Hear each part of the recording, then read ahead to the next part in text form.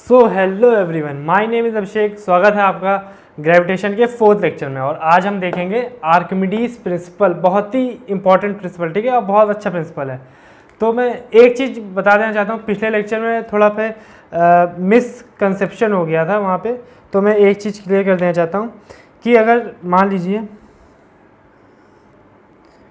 ये वाटर है, ठीक है, और वाटर या फिर कोई भी लिक्विड है, ठीक, तो इसमें अगर कोई ऑब्जेक्ट पूरा डुबा दिया गया है, ठीक है, फुल्ली इमर्स्ड हो गया, ये कोई ऑब्जेक्ट है फुल्ली इमर्स्ड हो गया, ठीक है, तो अब जैसे ये नीचे जाता जाएगा, ठीक है, नीचे जाता जाएगा तो प्रेशर इसमें बढ़ता जाएगा। मतलब कोई चीज़ मैंने आपको उस गेम के एग्जाम से बताया था ना, मैं एक गेम खेलता था जिसमें हम नीचे जाते थे तो बॉडी में प्रेशर बढ़ता था।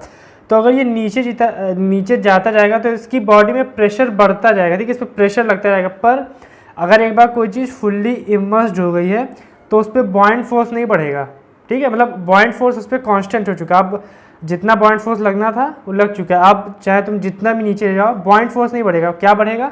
प्रेशर जो उस बॉडी पे लग रहा है, ठीक है। बस यही एक छोटी सी चीज़ थी मुझे बतानी थी। तो देखिए आर्किमिडीज प्रिंसिपल क्या कहता है। फर्स्ट ऑफ ऑल आर्किमिडीज एक साइंटिस्ट का नाम है, ठीक है। तो ये क्या कहता है, when a particle is completely और partially immersed in a liquid it experiences a buoyant force which is equal to weight of liquid displace by it, ठीक है। तो अभी तक हम लोगों ने इससे पहले बाइंड फोर्स की बात की थी, पर ये नहीं बताया था कि बाइंड फोर्स फाइंड आउट कैसे करते हैं। तो इसने बताया कि अगर कोई पार्टिकल पूरा या आधा पानी में डूबा है, पानी या फिर किसी भी लिक्विड में डूबा हुआ है, ठीक है, immersed in a liquid, it experience a buoyant force, उस पर एक बाइंड फोर्स लगेगी जो कि इक्वल होगी wait of liquid displaced by it, जितना वो वेट डिस्प्लेस करेगा। अब डिस्प्लेस बाय इट का मतलब समझ लेते हैं, किस मतलब सिचुएशन में, सर्कमस्टेंसेस में डिस्प्लेसमेंट हम मानेंगे, ठीक है, पानी का। देखिए एक कंडीशन है कि जो ये वेसल होना चाहिए जिससे भी आप वेट जिसमें भी आप बॉडी इमर्स्ड कर रहे हैं वो अप टू द ब्रिम, पूरा ऊपर तक भरा होना चाहिए, ठीक है।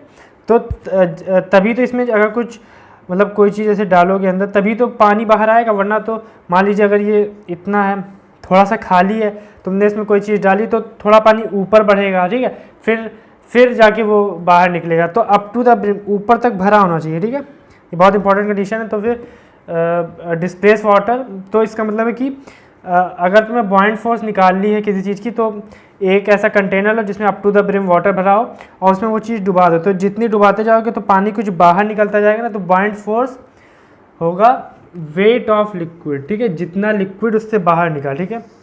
वेट ऑफ लिक्विड है ना, अमाउंट ऑफ लिक्विड है ना, वॉल्यूम ऑफ लिक्विड है। कुछ लोग गलती कर देते हैं, या अमाउंट ऑफ लिक्विड या वॉल्यूम ऑफ लिक्विड बोल देते हैं। वेट ऑफ लिक्विड, लिक्विड का जितना वजन है उसके बराबर होगा, ठीक है, समझ आएगा आप सबको। तो एक बहुत ही छोटा सा न्यूमेरिकल देख लेते हैं जो कि है when an aluminium object is immersed in a water it displaces 5 kg of water, find bind force acting on aluminium object, ठीक है। मतलब एक वाटर भरा था, ठीक है, अप टू द ब्रिम, ऊपर तक पूरा भरा हुआ है वाटर, ठीक है, ऊपर तक पूरा भरा हुआ है वाटर, और इसमें एक एल्यूमिनियम का ऑब्जेक्ट, मान लीजिए कुछ भी है, स्फेयर है, एल्यूमिनियम का ऑब्जेक्ट डाला गया, एल्यूमिनियम का ऑब्जेक्ट डाला गया, उसने 5 किलो वाटर को डिस्प्लेस किया। तो बताओ बाइंड फोर्स कितना होगा। तो अभी हमने देखा बाइंड फोर्स होता है weight of liquid displace by it, ठीक है, मतलब इस पानी का वेट, मतलब इस लिक्विड यहाँ पे वाटर है, उसका जितना वेट डिस्प्लेस हुआ है। अब हमें ये पता है ना केजी में वेट क्या होता है, देखिए m/g होता है कि नहीं होता है। मास कितना 5, जी हमें कितना दिया 10, ठीक, मतलब कि 50 न्यूटन, मतलब कि उस पर नीचे से 50 न्यूटन ऊपर की ओर फोर्स लग रहा है, 50 न्यूटन, ठीक है। एक चीज़ मैं बताना भूल गया, बॉइंट फोर्स को अपवर्ड थ्रस्ट भी शायद बोलते हैं। एक सेकेंड मुझे देख लीजिए क्या बोलते हैं, एक टर्म दिया था अप थ्रस्ट भी बोलते हैं, ठीक है, क्योंकि ये परपेंडिकुलर लगता है। तो थ्रस्ट क्या था, परपेंडिकुलर लगता है, और ये अब हमेशा ऊपर लगता है बॉडी में, ठीक है, तो इसको हम अप थ्रस्ट भी बोलते हैं, बाइंड फोर्स को, ठीक है, लिख लीजिए बाइंड फोर्स अपथ्रस्ट। अरे ये सब ऐसे नाम होते हैं कि अगर मान लो आप थ्रस्ट दे दिया जाए तो आप समझ लें कि वो बॉइंट फोर्स ही बात कर रहा है, ठीक है। एक ही चीज़ के इतने सारे नाम है, ज़्यादातर तो बॉइंट फोर्स ही देगा, पर अगर आप थ्रस्ट दे दिया तो क्या करेंगे, ठीक है। तो फिर नोट कर लीजिए, समझ आ गया होगा। मैं आपको आर्किमिडीज से रिलेटेड एक किस्सा बताता हूँ। जब एक बार क्या था कि आर्किमिडीज अपने बाथ टब में नहा रहे थे, ठीक है, बाथ टब में नहा रहे थे, ठीक है। तो फिर जैसे ही वो पानी के अंदर गया तो कुछ वेट डिस्प्लेस हुआ, ठीक है। तो वहीं से इनको ये आइडिया आया कि इस प्रिंसिपल का मतलब, ठीक है। तो फिर ये ऐसे ही उठे और चिल्लाते चिल्लाते चले गए, यूरेका यूरेका यूरेका। यूरेका का मतलब होता है कि a joy when you discover something, मतलब कोई चीज़ ढूंढने की खुशी, ठीक है। मतलब एक छोटी सी कहानी थी तो मैंने सोचा बता दूं। और अब हम देखेंगे कि इसके एप्लीकेशंस क्या होते हैं। तो एप्लीकेशन ज़्यादा कुछ खास नहीं है, जैसे कि है हाइड्रोमीटर, इसकी बेसिस पे काम करता है, इसी प्रिंसिपल पे। Hydrometer use to determine the density of liquid. एक है lactometer use to determine the purity of milk, ठीक है, वो भी इसी पे काम करता है। और है designing of ship and submarine. तो मैं आपको डिज़ाइनिंग ऑफ शिप थोड़ा आगे बता दूंगा, ठीक है। और ये हाइड्रोमीटर और लैक्टोमीटर अभी आपको जानने की जरूरत नहीं है, ठीक है। तो देखते हैं व्हाई ऑब्जेक्ट फ्लोट और सिंक इन लिक्विड। अभी मैं इस कॉन्सेप्ट को आपको बॉइंट फोर्स से पढ़ाऊंगा, काफ़ी अच्छा कॉन्सेप्ट है। और फिर इसके बाद हम डेंसिटी पढ़ेंगे, फिर मैं डेंसिटी से भी इस कॉन्सेप्ट को पढ़ाऊंगा, ठीक है। और इसका मैंने थोड़ा आइडिया आपको पिछले लेक्चर में भी दिया था, ठीक है। चलिए शुरू करते हैं। तो देखिए होता क्या है, मान लीजिए ये कोई भी लिक्विड है, ठीक है।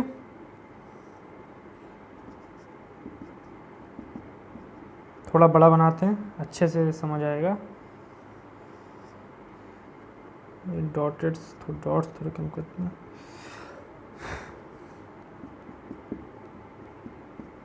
ठीक है, कोई लिक्विड इसमें भरा हुआ है। तो मान लीजिए हमने एक ऑब्जेक्ट इसमें डाला, ठीक है, एक ऑब्जेक्ट इसमें डाल दिया, ठीक है। अब ये पहले से हम एक केस मान लेते हैं, मान लीजिए ये फ्लोट करेगा, फ्लोट करेगा, ठीक है। तो देखिए ऑब्जेक्ट फ्लोट करेगा या सिंक करेगा, ये दो फैक्टर पे डिपेंड करता है। किन किन फैक्टर पे, देखिए पहला उसका वेट, दो फोर्सेस उस पर लगते हैं ना, उन दोनों डिपेंड करता है वेट। दूसरा है बॉइंट फोर्स,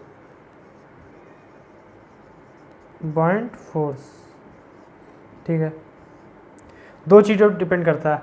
तो अगर देखिए कोई ऑब्जेक्ट ऐसा है, उसमें नीचे W लग रहा है, ऊपर B लग रहा है, ठीक है। ये होता है अगर W is greater than B तो क्या होगा बताइए, जाहिर सी बात है डूब जाएगा।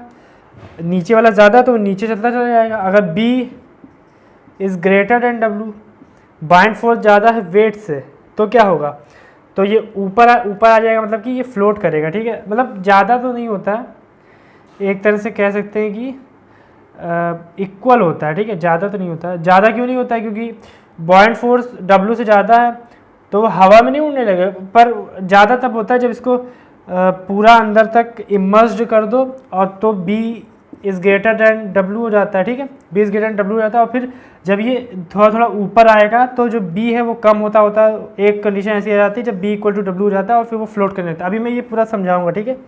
ऐसे देख लीजिए, आप देखिए, अब पहला केस लीजिए। पहला केस है जब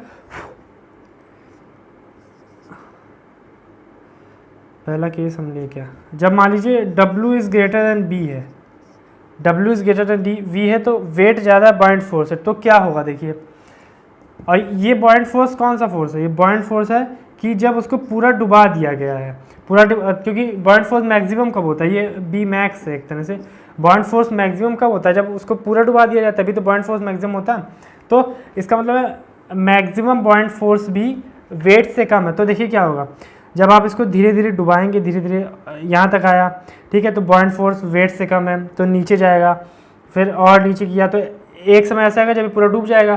तो अब भी W ज़्यादा है, नीचे ज़्यादा है, ऊपर कम है, तो ये नीचे की ओर फोर्स लग रहा है ना, फोर्स नीचे तो लग रहा है, तो ये नीचे चलता चला जाएगा और डूब जाएगा, ठीक है। दूसरा केस देखिए, जब B इक्वल टू W हो, B इक्वल टू W मतलब B मैक्स, ठीक है, B मैक्स मतलब कि वो पूरा डुबा दिया गया। तो इस केस में क्या होता है देखिए,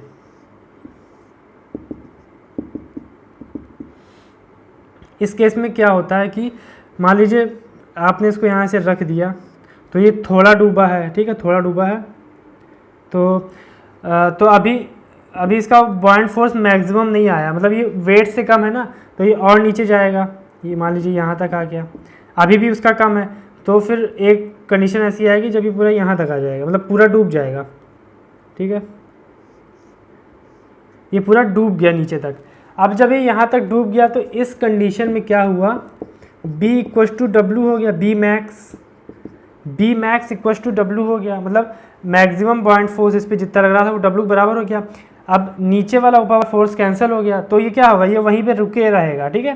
तो मतलब कि अगर B max = W होता है, मतलब उस पर जितना मैक्सिमम बॉइंट फोर्स लगना है वो अगर वेट के बराबर होता है, तो आप ऐसे डाल दीजिए, वो अपने आप इस जगह आ जाएगा, मतलब उसकी जो टॉप सरफेस है यहाँ तक आ जाएगी। क्योंकि अब इसके नीचे जाएंगे तो क्या होगा, B बढ़ेगा थोड़ी ना, यही रहेगा। और मान लीजिए इसको आपने यहाँ रख दिया, ठीक है, यहाँ रख दिया तो ये यहीं पे रहेगा, इसको आपने यहाँ रख दिया तो ये यहीं पे रहेगा। ऐसा क्यों, जहाँ आप रख देंगे वहीं पे रहेगा, क्योंकि जो W और B कैंसल आउट हो चुके, कोई फोर्स ही नहीं लग रही, कोई एक्सेलरेशन ही इसका नहीं होगा, ठीक है। जहाँ रख देंगे वहीं पे रहेगा, जहाँ रख देंगे।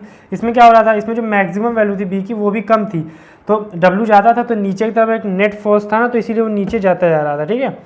तो इसीलिए ये सिंक हो गया था। और ये सिंक क्यों नहीं हुआ, क्योंकि B max W के बराबर है। अब तीसरा केस लेते हैं, काफ़ी इंटरेस्टिंग केस है। तीसरा केस लेते हैं, B max > W, ठीक है। इस केस में क्या होता है, इस केस में क्या होता है कि मान लीजिए एक पार्टिकल है ऐसा, ठीक है, तो इसको आपने पहले थोड़ा सा ऐसे ऊपर रखेंगे, ठीक है। तो अभी तो बिल्कुल वेट डिस्प्लेस नहीं हुआ ना, अभी तो कोई बॉइंट फोर्स नहीं लग रहा है ना। तो जैसे ही थोड़ा नीचे जाएगा तो ये थोड़ा वेट डिस्प्लेस करेगा, फिर ये थोड़ा और नीचे जाएगा तो वेट डिस्प्लेस करेगा, ठीक है।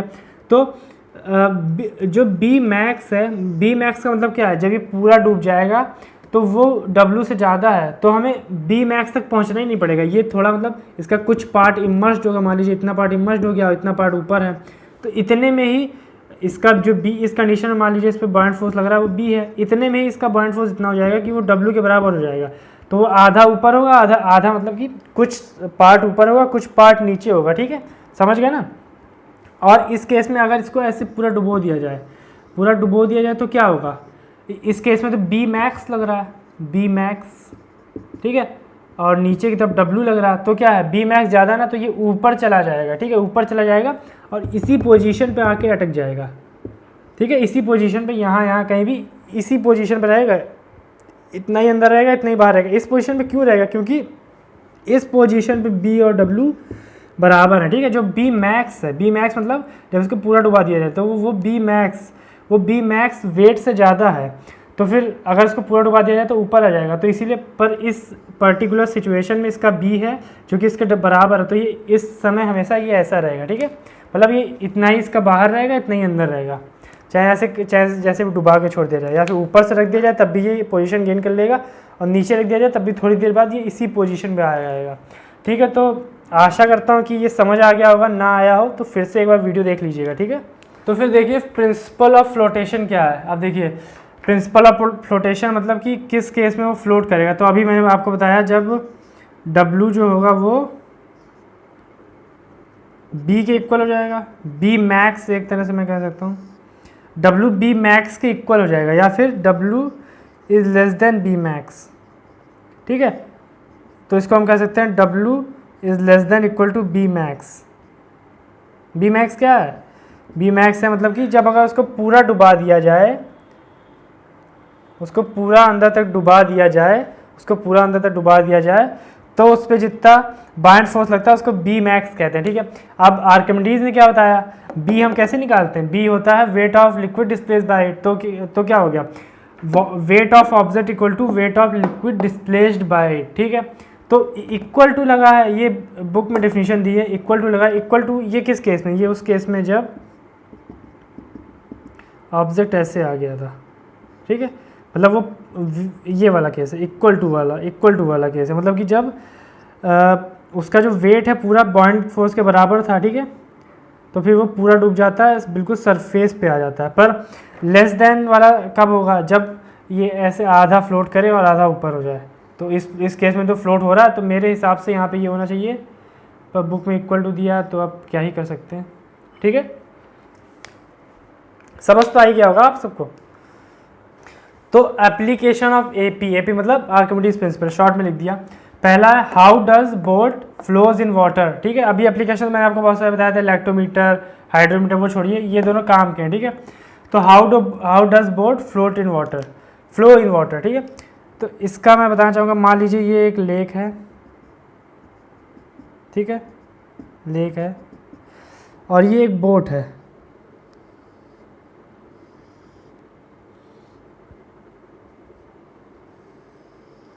ठीक है, तो अभी जो बोट है वो यहाँ तक इमर्ज्ड है। ठीक है, यहाँ तक इमर्ज्ड है।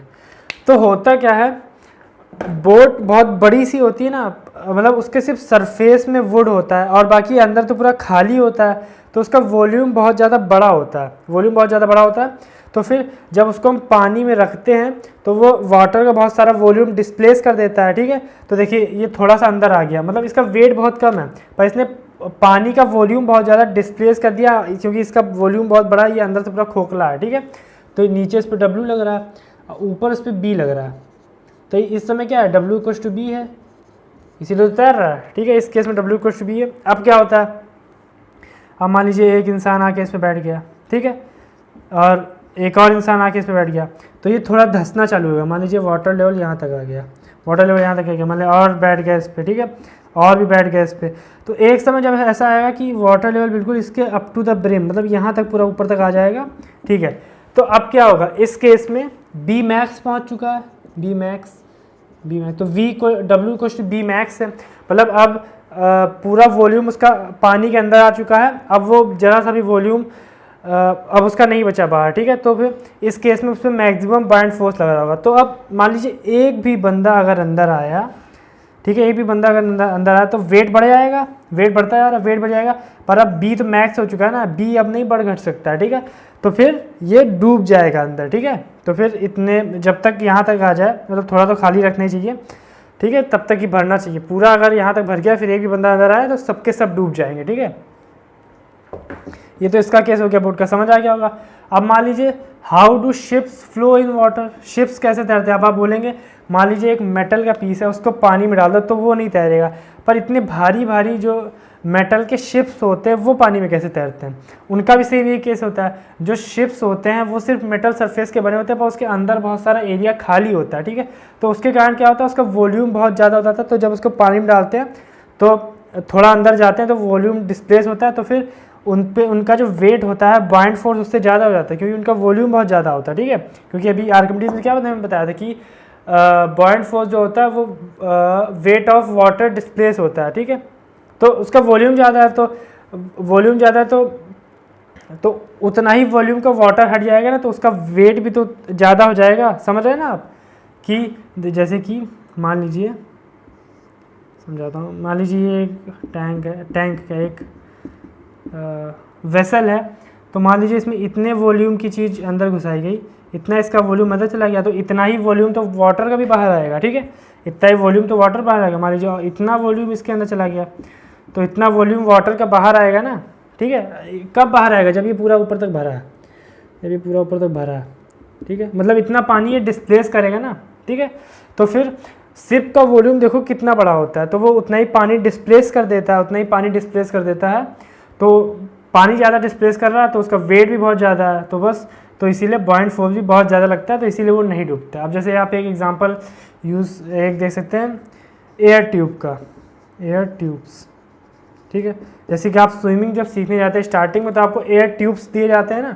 अब वो भी इसी प्रिंसिपल पर काम करते हैं। कैसे, क्योंकि वो देखिए उसके अंदर पूरी हवा भरी होती है और उसका वेट तो बिल्कुल ना के बराबर होता है, तो उसका वेट तो बहुत कम होता है, और उसकी इतनी हवा भरी, इतना ज़्यादा वॉल्यूम है, तो वो पानी में डूबते हैं तो बहुत सारा पानी डिस्प्लेस कर देते हैं, तो बाइंड फोर्स तो बहुत ज़्यादा लगता है। ठीक है, तो इसीलिए वो खुद का वॉल्यूम तो उसका वेट तो है नहीं, तो वो आपका वेट भी एक्सपीरियंस कर सकते हैं, आपका वेट भी झेल सकते हैं। ठीक है, तो एयर ट्यूब्स भी इसी प्रिंसिपल पे काम करते हैं। ठीक है, समझ आ गया होगा। तो अब हम पढ़ते हैं डेंसिटी क्या होता है। ठीक है, तो density is mass of substance per unit volume. ठीक है, डेंसिटी को हम वैसे रो से डिनोट करते हैं फिजिक्स में, rho equal to mass upon volume, ठीक है। एक नई फिजिकल क्वांटिटी आप लोगों ने पढ़ी जो कि है density. It's SI unit is kilogram पर मीटर क्यूब ऑफ ग्राम पर सेंटीमीटर। ये छोटी एसआई यूनिट है, ये बड़ी एसआई यूनिट है, ठीक है। और इट इज़ स्केलर क्वांटिटी होती है, ठीक है। तो डेंसिटी हमें बताती क्या है, जैसे मान लीजिए mass upon volume, mass of an substance per unit volume, मतलब कि जैसे मान लीजिए एक ब्लॉक है 1 मीटर है, मतलब ये क्यूब है एक तरह से,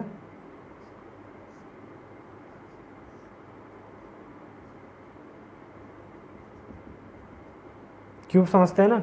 इसकी लेंथ बेर्थ हाइट तीनों 1 मीटर है ये, और हाइट भी 1 मीटर है, ठीक है। तीनों चीज़ें 1 मीटर, तो इसका वॉल्यूम कितना हो जाएगा 1 मीटर क्यूब हो जाएगा, 1 मीटर क्यूब।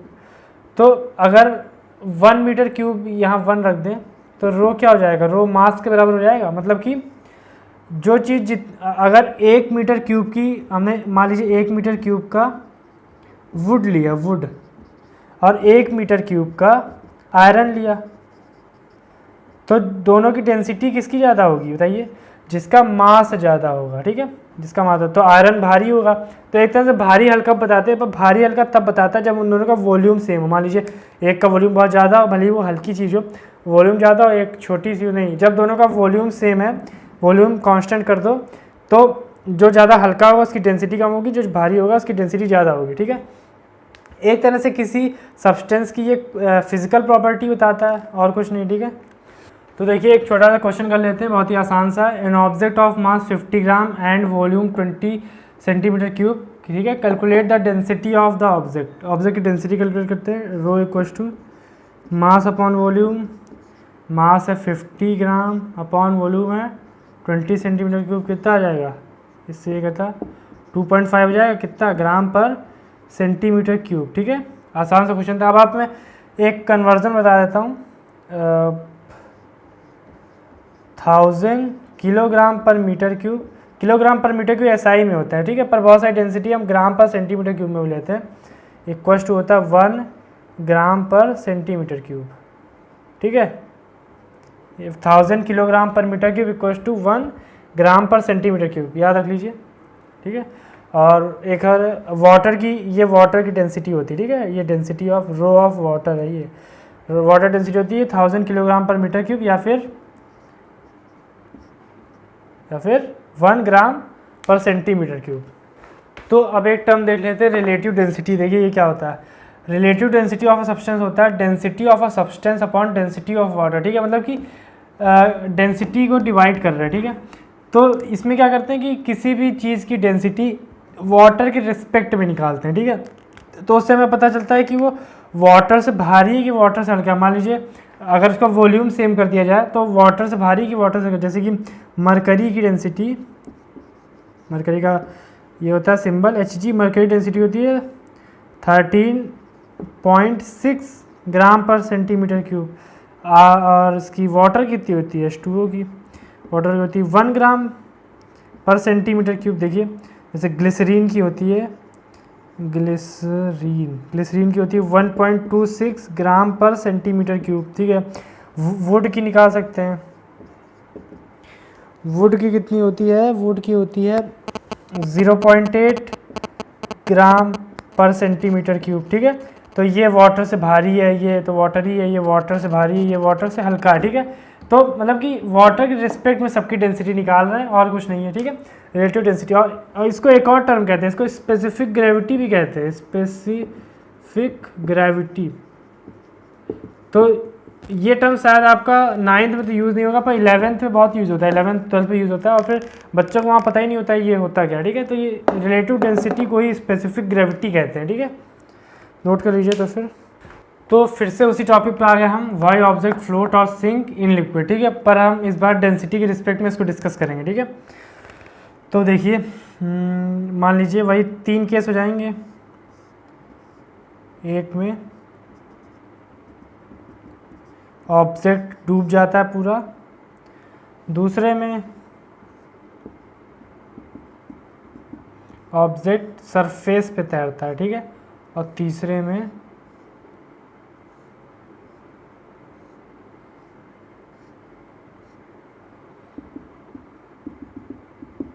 ऑब्जेक्ट थोड़ा सा बाहर रहता है, थोड़ा सा अंदर रहता है, ठीक है। तो मान लीजिए जो लिक्विड है उनमें उसकी डेंसिटी रो एल है, और जो ये पड़ा है इसकी डेंसिटी रो ऑफ सब्सटेंस है, रो एस है, ठीक है। तो लिक्विड डेंसिटी रो एल है और सब्सटेंस की डेंसिटी रो एस है। तो जब ये डूब जाएगा तो इसमें क्या होगा, density of substance is greater than density of liquid, ये होगा। इस वाले में क्या होगा, density of substance equal to density of liquid, ठीक है। और इसमें क्या होगा, density of substance is less than density of liquid, ठीक है। बहुत आसान सा था।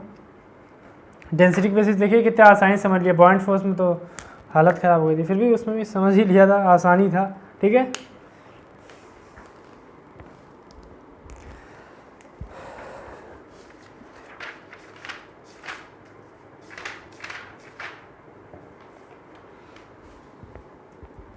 तो फिर अपने चैप्टर की थ्योरी ख़त्म हो गई है, तो अपने लेक्चर को आज यहीं पे एंड कर देते हैं, और अगले लेक्चर में हम न्यूमेरिकल्स करेंगे। आप इसको अच्छे से पढ़ के आइएगा, बॉइंट फोर्स, ये आर्किमिडीज प्रिंसिपल, इनके न्यूमेरिकल्स खुद से प्रैक्टिस करिएगा। हम लोग एनसीईआरटी के लास्ट वाले न्यूमेरिकल करेंगे, ठीक है। फिर पढ़ाई करते रहिए, रिवाइज करते रहिए, क्योंकि पढ़ा लिखा हमेशा काम में आता है।